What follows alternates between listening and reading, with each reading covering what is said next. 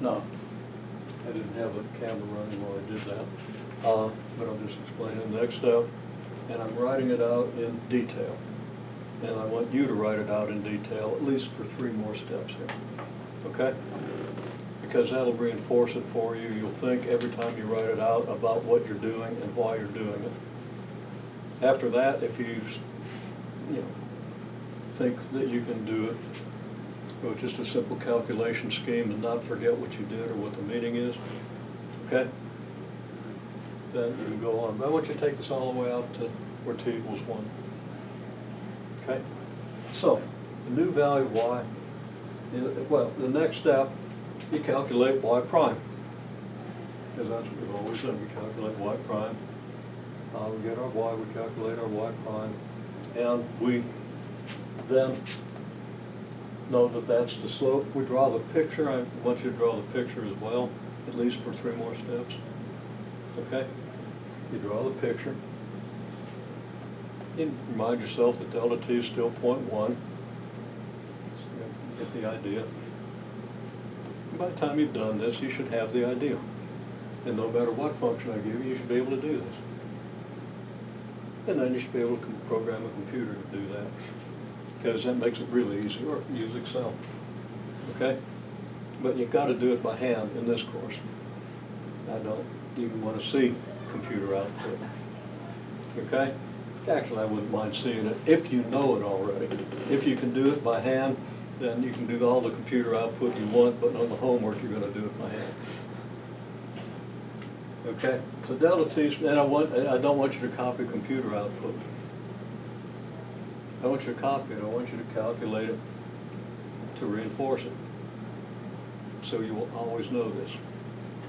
So that you get into the next course, next year as a junior or whatever, whatever. I think, Wes, you're on a slow progression here. I mean, just because you with your job and everything, you can't take the full load. But neither is likely to be a junior next year. So it's going to be a while, maybe, before you have to think about this again. You don't want it to go away. I mean, it can get rusty, but it needs to come back to you instantly. The way I hope the idea that the slope is the derivative represents the slope of the tangent line. Okay? You really got to lock these things in. So I want you to, that's the biggest thing you can do in this course. Follow the right progression. Okay? So anyhow, so your new value, okay, well, where were we? Delta t is 0.1, you remind yourself of that. So delta y is just slope times delta t. That needs to be totally intuitive, but this is your definition. Okay? Rise over run, delta y over delta t. Okay?